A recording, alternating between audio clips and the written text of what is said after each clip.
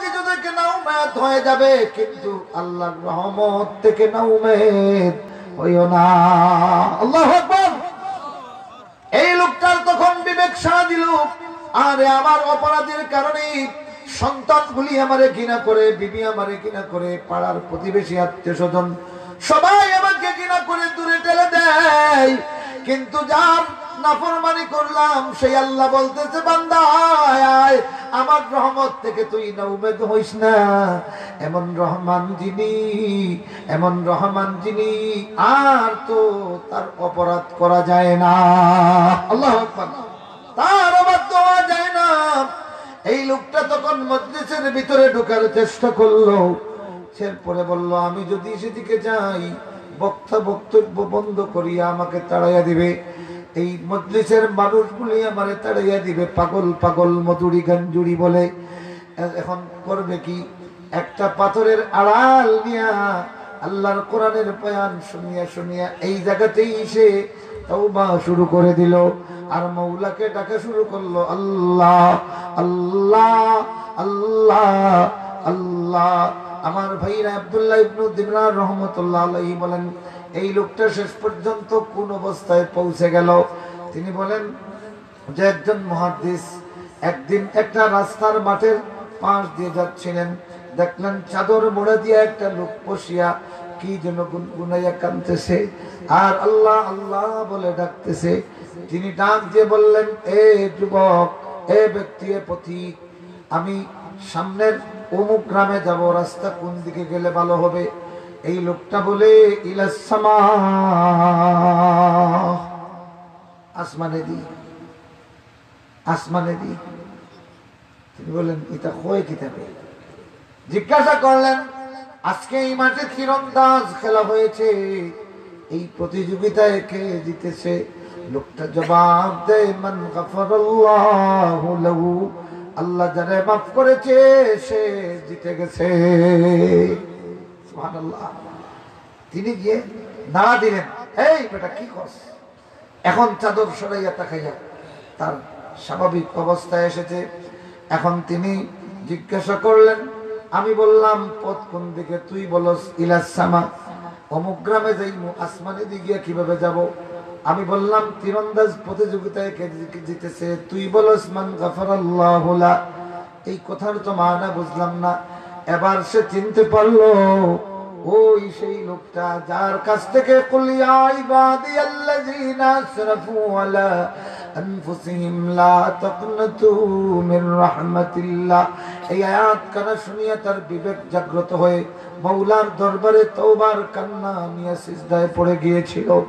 এবার বলে, হুজুর, ও হুজুর, আমি এইটা বুঝি নাই। আপনার অমুক বয়ান শুনিয়া, আল্লাহর কোরআনের একটি আয়াত শুনিয়া যখন বুঝলাম আমার মতো অপরাধীরাও আল্লাহ পাক দূরে সরাইয়া দেয় নাই, সেই দিন থেকে আমার বিবেক জেগে উঠলো, এই মাওলার দুয়ার ছেড়ে কোথায় পালাবো? আমি তওবা শুরু করেছি। হুজুর, এখন থেকে আমি যখন আল্লাহর জিকিরে মশগুল হই, এই দুনিয়ার পানির পিপাসা আর থাকে না, এই দুনিয়ার ক্ষুধার যন্ত্রণা আর থাকে না।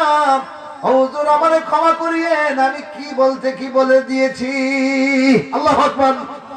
ও দুনিয়ার তরুণগুলি, যুবকগুলি, ও ইমানদারগুলি, ও মাগুলি, বোনগুলি রে, দুনিয়ার এত বড় অপরাধী যদি আল্লাহর কোরআনের একটা আয়াত মাত্র শুনিয়া আল্লাহ চিনিয়া যদি তার বিবেক জাগ্রত হয়ে আল্লাহর এত বড় ওলি হয়ে গেল, ও তরুণগুলি, যুবকগুলি, তোমার ঘরে কোরআন আছে, তোমার মাহফিলে কোরআনের আলোচনা হয়, তামাম দুনিয়া জুড়ে কোরআনের একটা ব্যবস্থা আছে।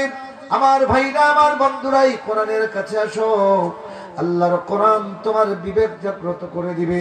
তোমার বিবেক যদি জাগ্রত হয়, এইটা শুধু আখিরাতের লাভ দিবে না, দুনিয়ার জন্য তোমাকে একটা পরিপূর্ণ মানুষ বানাইয়া দিবে। আমিন। আরো জোরে বলেন আমিন। আমার বন্ধুগণ, আমার ভাইরা, মানুষের আখিরাত শুরু হয় কি দিয়া? কথা বলেন, সাকরাত দিয়ে। মনে আছে তো? এই সাকরাতের অবস্থায় মানুষের কি অবস্থা হবে? সুবহানাল্লাহ।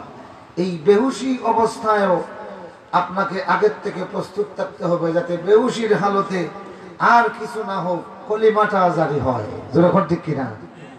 তো কলিমা জবান দিয়ে জারি হওয়ার জন্য হুশ থাকতে আপনাকে কলিমাওয়ালা হতে হবে, জিকিরওয়ালা হতে হবে, তিলাওয়াতওয়ালা হতে হবে। এর আরেকটা উদাহরণ দিচ্ছি, হযরতে ইউনূস আলাইহিস সালামের নাম শুনছেন তো? মাতন না শুনছেন নি? হযরতে ইউনূস আলাইহিস সালাতু তাসলিমের নাম শুনেছেন। তিনি যখন কওমের থেকে আল্লাহর অনুমতি আসার আগে হিজরত করলেন, উঠে গেলেন একটা যাত্রীবাহী নৌকায়। এই নৌকাটা যখন সমুদ্রের মধ্যভাগে আসলো, লা তাতাকাদ্দাম ওয়া লা তাতাআখার, সামনেও যায় না পিছনেও যায় না, আটকে গেছে।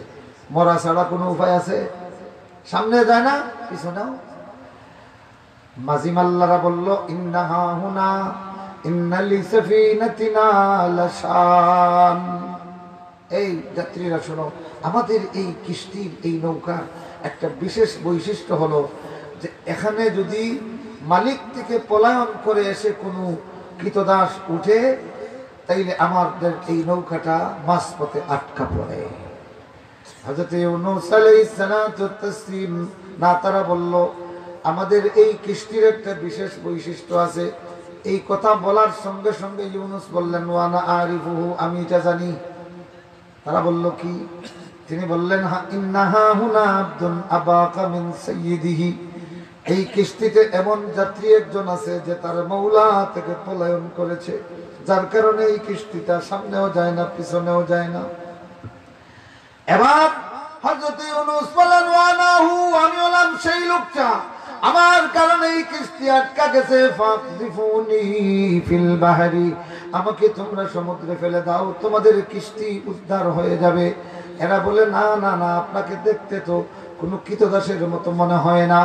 তিনি বলেন, শোনো, আমি আমার মালিকের অনুমতির আগে হিজরত করে ফেলেছি, এই কারণে এই কিস্তি আটকা পড়ে গেছে, আমাকে ছেড়ে দাও। অনেক লম্বা ঘটনা। ফাসাহামা ফাকানা মিনাল মুদহাদিন, তারা বলে আমরা ফেলবো না। ইউনূস বলেন, তাইলে লটারি করো, তীর টানো, যার নামে তীর উঠবে তাকে ফেলে দিবে। লটারি টানা হলো, তীরে হযরত ইউনূস আলাইহিস সালামের নামওয়ালা তীর ভেসে গেল। এবার তাকে সমুদ্রের মধ্যে ফেলে দেওয়া হলো। আল্লাহ বলেন, ফালতাকামাহুল হুত, একটা বড় প্রকাণ্ড মাছ এসে তাকে লোকমা দিল, একেবারে গভীর সমুদ্রের নিচে চলে গেল। আল্লাহ নবী বলেন, হযরত ইউনূস আলাইহিস সালাম 40 দিন ছিলেন মাছের পেটে। মাছের পেটের হজম শক্তির কারণে তার শরীরের সমস্ত পশমগুলি খসে গিয়েছিল, চামড়াগুলি খসে গিয়েছিল, গোশতগুলি সিদ্ধ হয়ে একেবারে হাড্ডি পর্যন্ত সিদ্ধ হইয়া নরম হইয়া তিনি একটা পিণ্ডর মতো হয়ে গিয়েছিলেন।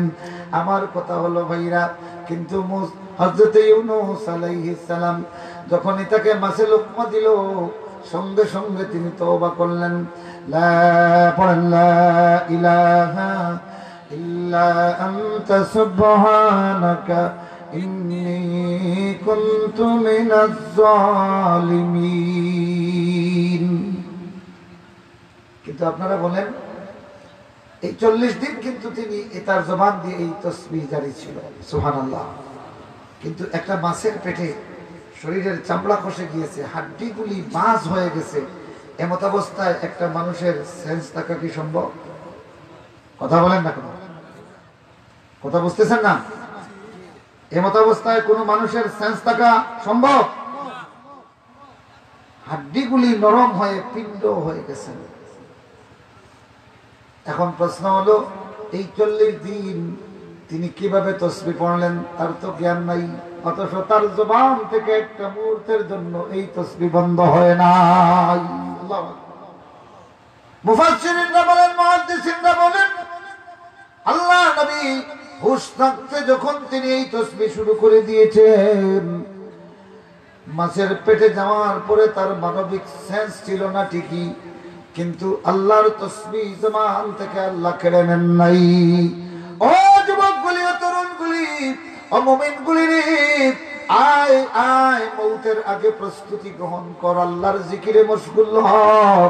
মৌতের সাকরাত যখন শুরু হবে, এটা বেহুশি, এমন বেহুশি, পাশেই আমরা দেখবো সন্তানগুলি আব্বা আব্বা বলে চিৎকার দিয়ে বুকে জড়িয়ে পড়ছে, কিন্তু বাবা হিসাবে কোনো জবাব দেওয়া যাবে না। রক্তের সঞ্চালন বন্ধ হয়ে যাবে, হার্টবিট বন্ধ হয়ে যাবে, নাড়ির স্পন্দন বন্ধ হয়ে যাবে, চোখের পাতি নড়বে না, জিহ্বা থাকবে কিন্তু নড়াচড়া হবে না। আমার ভাইরা সেই মৃত্যুর সাকরাত যখন শুরু হয়ে যাবে, হুঁশ থাকতে যদি তুমি আল্লাহ আল্লাহ হয়ে যাও, এই বেহুশির মধ্যে তোমার জবান দিয়ে বের হবে লা ইলাহা ইল্লাল্লাহ লা ইলাহা